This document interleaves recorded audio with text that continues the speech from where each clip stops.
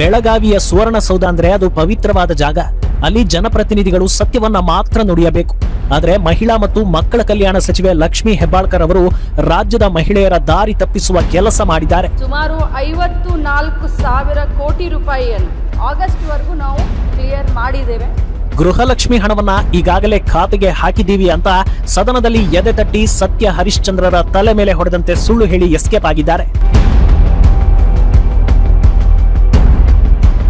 ಯಾವಾಗ ಬಿಜೆಪಿ ನಾಯಕರು ಹಣ ಹಾಕಿದರೆ ಸಾಬೀತು ಮಾಡಿ ಲೆಕ್ಕ ಕೊಡಿ ಅಂತ ಪಟ್ಟು ಹಿಡಿದ್ರೋ ಆಗ ಸತ್ಯ ಬಯಲಾಯಿತು.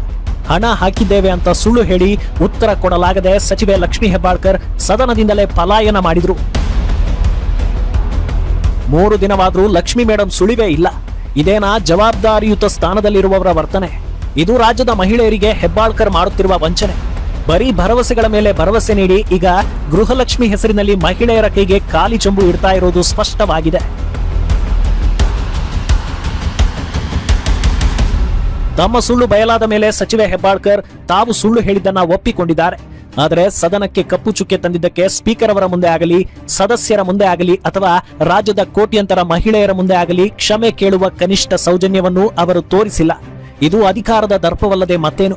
ನಾನು ಇಂಟೆನ್ಷನಲಿ ನಮಗೆ ಈ ಒಂದು ಸದನವನ್ನ ಮಿಸ್ಲೀಡ್ ಮಾಡುವಂತ ಇಂಟೆನ್ಷನ್ ಇರಲಿಲ್ಲ. ಆದರೆ ನಾನು ಹೋಗಿ ಚೆಕ್ ಮಾಡಿದಾಗ 2 ತಿಂಗಳದ ಹೆಚ್ಚು ಕಡಿಮೆ ಆಗಿದೆ ಅನ್ನೋದು ಗೊತ್ತಾಯ್ತು. ಅದನ್ನ ಮುಂದಿನ ದಿನದಲ್ಲಿ ನಾನು ಸರಿ ಮಾಡ್ತೀನಿ. ಸಚಿವೆ ಲಕ್ಷ್ಮೀ ಹೆಬ್ಬಾಳ್ಕರ್ ಅವರು ಫೆಬ್ರವರಿ ಮತ್ತು ಮಾರ್ಚ್ ತಿಂಗಳಿನಲ್ಲಿ ಗೃಹಲಕ್ಷ್ಮಿ ಹಣವನ್ನ ಮಹಿಳೆಯರ ಖಾತೆಗೆ ಹಾಕಿಲ್ಲ ಅಂತ ಕಲಾಪದಲ್ಲೇ ಒಪ್ಪಿಕೊಂಡಿದ್ದಾರೆ. ಆದರೆ ಸುಳ್ಳು ಹೇಳಿದ್ದು ಯಾಕೆ? ಆ 2 ತಿಂಗಳ ಹಣ ಹೋಗಿದ್ದು ಹೊರ ರಾಜ್ಯದ ಚುನಾವಣೆಗ ಅಥವಾ ಕಾಂಗ್ರೆಸ್ ಹೈಕಮಾಂಡ್ಗೆ ನೀಡಿದ ಕಪ್ಪ ಕಾಣಿಕೆನ?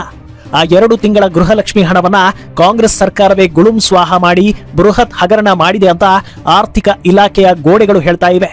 ಲಕ್ಷ್ಮೀ ಹೆಬ್ಬಾಳ್ಕರ್ ಅವರೇ ಪಲಾಯನ ಮಾಡೋದ್ರಿಂದ ಸತ್ಯ ಬದಲಾಗಲ್ಲ. ರಾಜ್ಯದ ಮನೆ ಒಡತಿಯರು ಇನ್ನೂ ಕಾಯ್ತಾ ಇದ್ದಾರೆ. ನೀವು ಯಾವ ದಿನಾಂಕದಂದು ನಿಖರವಾಗಿ ಹಣ ಹಾಕ್ತೀರಿ ಅನ್ನೋದನ್ನ ಈ ಕೂಡಲೇ ಸ್ಪಷ್ಟಪಡಿಸಿ. ನಿಮ್ಮ ಈ ಸುಳ್ಳುಗಳಿಗೆ ರಾಜ್ಯದ ಮಹಿಳೆಯರ ಮುಂದೆ ತಕ್ಷಣವೇ ಕ್ಷಮೆ ಕೇಳಿ. ಇಲ್ಲದೇ ಇದ್ರೆ ಈ ನಾಡಿನ ಮಹಿಳೆಯರೇ ನಿಮಗೆ ತಕ್ಕ ಪಾಠವನ್ನ ಕಲಿಸ್ತಾರೆ. ಎಚ್ಚರ.